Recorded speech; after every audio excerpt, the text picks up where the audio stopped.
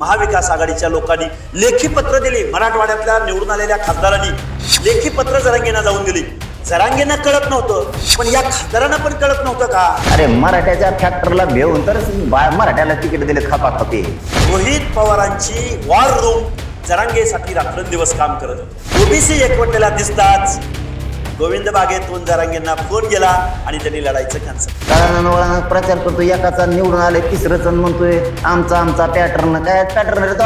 एका बाजूला राहुल गांधींनी म्हणायचं कास्ट वाईज सेन्सस झाला पाहिजे, ओबीसीची बाजू घ्यायची, आणि इकडे पृथ्वीराज बाबा, थोरात किंवा पटोले लोक शांत बसली. म्हणजे जरांगेंच्या मताची भीती यांना होती. तसं हे फेसबुकला टाकीत आमचा पॅटर्न महाराष्ट्रात भारी भरला. सभा घेतो एकाच्या ते पुढं ते रशिनी. काय तू काय झालं? चळवळीचं नेतृत्व कोण करतंय, मागणी काय आहे, आणि त्या मागणीबद्दलचं त्या नेत्याचं नॉलेज किती आहे याच्यावर चळवळीचं यश अपयश अवलंबून असतं. जो माणूस बेकायदा मागणी करतो आणि शासनाला भेटीस धरतो. सन्माननीय एकनाथराव शिंदे साहेबांनी 10% एसीबीसीचं आरक्षण दिलेलं होतं. नरेंद्र मोदी साहेबांनी 10% ईडब्ल्यूएस आरक्षण दिलेलं होतं. तरी पण आम्हाला ओबीसी मधूनच आरक्षण पाहिजे हा जो अट्टहास आहे, ही जी बेकायदा मागणी आहे, या मागणीला आमचा विरोध होता. आणि ही मागणी कधीही सक्सेस होणार नाही हे आम्ही मराठा बांधवांना, उमेदवारांना खरं तर ह्या गोष्टी कळायला पाहिजे होत्या. पण महाविकास आघाडीच्या लोकांनी लेखी पत्र दिली. मराठवाड्यातल्या निवडून आलेल्या खासदारांनी लेखी पत्र जरांगेंना जाऊन दिली. जरांगेंना कळत नव्हतं, पण या खासदारांना पण कळत नव्हतं का? बरं, खासदारांनाही नाही कळलं, शरद पवारांना कळत नव्हतं का? रोहित पवारांची वॉर रूम जरांगेसाठी रात्रंदिवस काम करत होती. लोकसभेचा यशस्वी फॉर्म्युला त्यांना विधानसभेला करायचा होता. पण ओबीसी एकवटलेला दिसताच गोविंद बागेतून जरांगेंना फोन गेला आणि त्यांनी लढायचं कॅन्सल केलं. बर, ते एक प्रमुख कारण होतं की त्यांनी माघार घेतली सपशेलपणी त्याच्या ह्याच्यात. आणि या सगळ्या ह्याच्यात आता जो मराठा आरक्षणाच्या संदर्भातला इम्पॅक्ट होता, जो आता दिसत नाही, तो पुढेही दिसणार नाही असं वाटतं. हे बघा, मराठा समाजातल्या बांधवांना जे सुशिक्षित आहे त्याला माहिती आहे की आपल्याला 10% एसीबीसीचं मिळालंय. आपण 10% गरजवंत जो मराठा आहे, गरीब आहे, त्याला इकॉनॉमिकल विकर सेक्शनचं आरक्षण भेटलंय. त्यामुळे ह्या गोष्टी सुप्रीम कोर्टाचं जजमेंट आहे, आयोगांची जजमेंट आहेत. त्यामुळे बेकायदा मागणी ही, आणि जोपर्यंत खऱ्याला खरं म्हणणार नाहीत तोपर्यंत अशा अपयशाला पवारसाहेब असोत किंवा पृथ्वीराज बाबा असोत. पृथ्वीराज बाबा अंतर्वली सराटीला गेले, पण ओबीसीच्या प्रश्नावर एक चकार शब्द बोलले नाहीत पृथ्वीराज बाबा. पराभव झाला पृथ्वीराज बाबांचा. त्यामुळं दरबारी राजकारण आणि एवढा मुत्सद्दी राजकारणी असलेला माणूस, त्यांनी 60% ओबीसी बद्दल एक शब्द बोलू नये. त्यांच्या मनामधली जी संभ्रमावस्था आहे, एका बाजूला राहुल गांधींनी म्हणायचं कास्ट वाईज सेन्सस झाला पाहिजे, ओबीसीची बाजू घ्यायची, आणि इकडे पृथ्वीराज बाबा, थोरात किंवा पटोले लोक शांत बसली. म्हणजे जरांगेंच्या मताची भीती यांना होती, पण एवढ्या मोठ्या संख्येने असणारा ओबीसी, त्यांच्या मताची काळजी यांना नव्हती. आणि त्याचा बरोबर करेक्ट कार्यक्रम ओबीसीनी या निवडणुकीमध्ये दिवसभर तुम्ही कार्यकर्त्यांशी संवाद साधत असाल. कुठले कुठले असे मतदारसंघ आहे जिथे ओबीसी मतांचा हा समोरच्या व्यक्तीला, दिग्गजांना फटका बसला? सांगली जिल्ह्यामधले 2 मतदारसंघ बाजूला काढू. बर, त्यामधला वाळवा मतदारसंघ जयंत पाटलाचा, त्यांचाही विजय फक्त 10,000 झालाय. 10,000. हा, त्याचबरोबर विश्वजित कदम, तेही एकदम काटावर पास का नापास अजून मला माहिती नाही.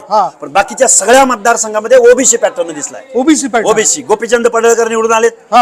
इकडं सांगलीमध्ये गाडगीळ निवडून आले, मिरजेमध्ये खाडे निवडून आले, इकडं शिराळ्यामध्ये सत्यजित देशमुख निवडून आले.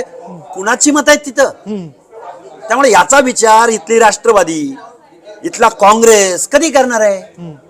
आणि खूप या ओबीसीना प्रतिनिधित्व नाही, ओबीसीचे आमदार खासदार नाहीत, ओबीसीला कधी या महाराष्ट्रातलं महत्वाचं खातं कधी मिळालं नाही, कधी महसूल खातं, अर्थ खातं, गृह खातं कधी ओबीसीना मिळालं नाही. काँग्रेसने कधी एमएलसी दिलेली नाही, कधी जुन्या काळात दिली असेल. आताच काय का मतदान करतील ते? ज्यांना खाती मिळाली त्यांनी फक्त मंत्रीपद सांभाळलं, ओबीसीबद्दल विचार काहीच बोललो नाहीत. जरांगेकडे पायगड्या घालणारी माणसं ओबीसीकडे येत नव्हती. त्याच प्रत्यंतर आहे. रस्त्यात तुम्ही उपोषणाला बसला होता. रस्त्यात उपोषणाला बसलो, रस्त्यात जात होती, बायपास करून पुढे गेले, तिथं जात होती. राजेश टोपेंना ज्या वेळी उपोषण झालं त्याच वेळी सांगितलं तू आमदार कसा होतोय ते बघतो. बस 25 वर्षाचं राजकारण 2500 मतांनी घालवलंय आपण. डंके की चोट. डंके की चोट पे. आणि मी स्वतः एक तिथं उमेदवार उभा केला होता, तोही 10-15 हजार मताच्या पुढे चाललाय वर्गणी गोळा करून. बर, येस. आणि हा इम्पॅक्ट बहुतांशी या मतदारसंघात दिसून आलेला प्रश्नच नाही. मी मागच सांगितलं 204 आलेत का आणखीन कमी जास्त असतील. मला कोणतरी सांगितलं आकडा की पहिले 204 बरोबर ना, पहिल्यांदा एकदम कमी होती. जसे की लोकसभेला बाबा 14-15 होते, 32ला गेले. आता एकदम कमी होते वाटतं, काय 100-150 होते, आता 204 झाले. गर्वच आहे ना, स्वाभिमानच आहे ना मराठ्याचा. अरे मराठ्याच्या फॅक्टरला भेऊन तर मराठ्याला तिकीट दिलेत खपाखपी. आणि म्हणा ते दुसरं सांगत ते बुळबुळ कोण आहे ती त्यामुळे सगळ्या दुनियाचं की जरांगे फॅक्टर फेल झाला. तुला काय कळत रे? एकने कळानं वळानं प्रचार करतो, एकाचा निवडून आलाय, तिसरंच म्हणतोय आमचा पॅटर्न. काय पॅटर्न रे तो? सगळे बोच्यावर आपटी मोकळा झाला म्हणा आमचा पॅटर्न आहे. तो ज्याला ज्याचा प्रचार केला ते आणले का बघा आधी. इकडं कुठं घडत तो मराठ्याकडं, मराठ्याचं तो पुरे आयात जाईल. मराठ्याचा विचार करायला तुला मराठ्याचं डोकं लावता लावता पागल होशील एखाद दिवशी. इतका लांब लांब गोळ्या खावा लागत्या तुला इत्ताडीच्या. ते टंबळ काही उगा गप्पा ठोकीत राहू. जरांगे फॅक्टर प्यायला, जरांगे फॅक्टरच मैदानात नाही, मराठा फॅक्टर मैदानात नाही. येत नाही हाय जायची सगळी मराठा शोधीनात काहीतरी सांगा ठोकीत तू आपल्या बोळ देते ते सोशल मीडियाला टाकून. तर मला वाटतं तिने तुम्ही जिंकता. ते सोशल मीडिया वेगळी असते. माझ्याकडे उमेदवार होता, आता सांगायचं नव्हतं पण सांगतो होता ये. तेव्हा म्हणला मलाच तिकीट पाहिजे. यायला म्हणलं भाऊ कमवून पाहू पण. तेव्हा म्हणला तुम्ही फेसबुकला नाव टाका आमच्या 2-4 जणांची, आणि फेसबुकला कोणाला जास्त उभा करा म्हणतात बरं का, कोणाला जास्त उभा करा म्हणतात त्याला तिकीट द्या. म्हणलं हे कोणचा सर्वे भाऊ नवीनच फेसबुकला टाकायचा. तू ऐकणारे 100-200 बिडीशील त्याच्यावर, आणि मग त्याच्यावर तुला तिकीट द्यायचं काय? फेसबुकवर याच्यावर नसतं होत म्हणलं. त्याला ग्राउंड लेवलला काम करायला लागतं, भयार पाडायला लागतं. भयार कळत म्हणलं तुला? आणि काही संकेत असते ते पाळावं लागतात राजकारणात, ते बी तुला कळत नाहीत. आणि तो म्हणतो फेसबुकवर द्या. फेसबुकवर राज्यातले पोरं कमेंट टाकणार म्हणून का तू निवडून येणार का? ते काय मतदारसंघात टाकते का?